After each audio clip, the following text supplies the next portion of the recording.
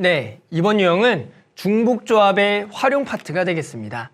자, 중복조합을 이제 활용하는 문제들은 뭐예요? 기본적으로 실생활 활용 조건들, 어떤 조건들이 여러 개가 나와서 그 조건을 만족하는 중복조합을 이용해서 이제 푸는 문제들이 나옵니다.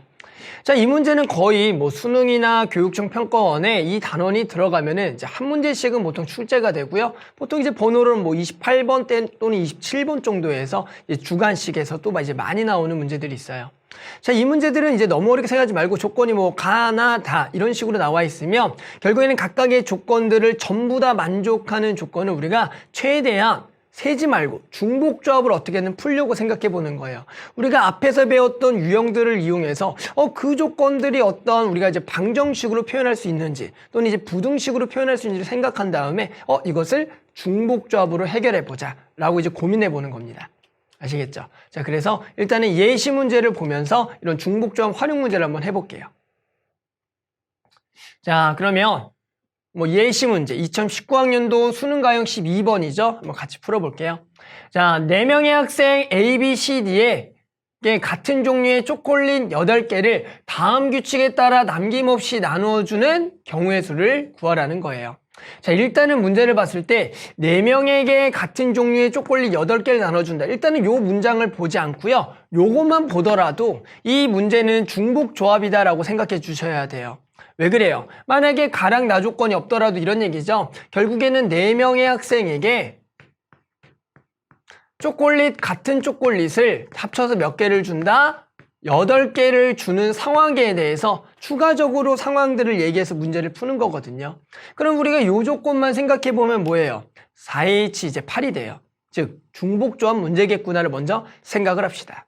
아셨죠? 그러면서 조건 추가해 볼까요? 가조건. 각 학생은 적어도 1개의 초콜릿을 받는다. 이 얘기는 뭐예요? 각각이 몇 개 이상? 1개 이상을 받는다라는 거예요. 이렇게. 자, 그러면 우리 이제 요거는 뭐예요? 자연수의 해가 되겠죠? 그래서 곧바로 하나씩은 가지고 있으니까 결국엔 더해서 이제 4개가 돼야 되니까 몇 H면 4H4가 되겠다. 가조건까지 생각해도 이미 얘는 중복조합으로서 4H4가 되는 겁니다.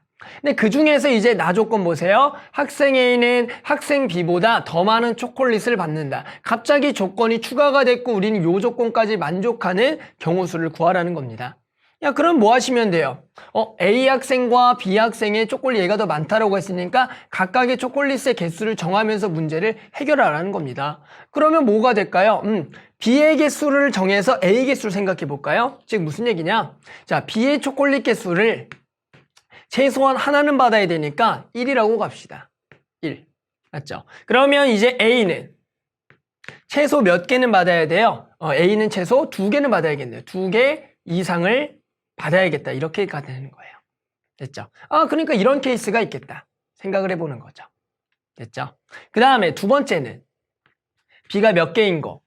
그렇죠. 2개를 받으면 얘는 A는 몇 개 이상? 3개 이상 이런 식으로 우리가 나 조건들을 조금 생각해 보는 겁니다. 그러면서 B의 개수를 정할 때는 일단은 그대로 대입을 해보는 거죠. 그럼 써볼까요? 그러면 이제 더한 개 3개를 더한 개 몇 개가 돼야 돼요? 얘가 이제 총 몇 개가 돼야 된다? 7개가 돼야겠죠. 하나를 뺐으니까. 그런데 이제 얘가 몇 개 이상? 2개 이상. 얘는 이제 여전히 1개 이상? 1개 이상이 되는 거예요. 그러면 결국에는 이제 어떻게 푸는 거예요? 얘는 기본적으로 최소 2개를 가지고 있고요. 1개를 가지고 있으니까 몇 개를 빼라? 여기서 4개를 빼라. 맞죠? 그래서 결국에는 나머지 3개 중에서 중복 허락하여 이제 3개만 뽑으면 되겠네요. 7 빼기 4. 그래서 얘가 몇 H면 3H, 3이 되겠다. 이렇게 구할 수가 있는 거고요. 됐죠? 그 다음에 또 해볼까요? B가 2고 A가 3보다 커 같으면 이번엔 더한 게 얼마가 돼야 되고 일단은 더한 게 얼마가 돼야 돼요? 여기서 2를 빼주는 거죠. 그러니까 6이 되겠고요. 그런데 이번에 조건은 얘가 3보다 커나 같다. 그리고 얘가 1보다 커나 같다. 1보다 커나 같다. 그러면 이전에 어떻게 돼요? 얘 기본 3개 가지고 있고요. 1개 가지고 있으니까 총 5개를 여기다가 빼줘라. 됐죠? 그럼 이제 뭐 하는 거예요? 3개 중에서 합쳐서 이제 1개만 뽑으면 되는 거다. 그러니까 3개 중에서 1개를 뽑을 건도 중복 허락된다. 몇 H면 3H1이 되겠다. 그러니까 얘가 또 뭐가 된다? 3H1이 되는 거죠. 자, 그러면 만약에 이제 세 번째는 B가 몇 개이면 3개면 A는 최소 몇 개를 받아야 돼요? 4개를 받아야 돼요.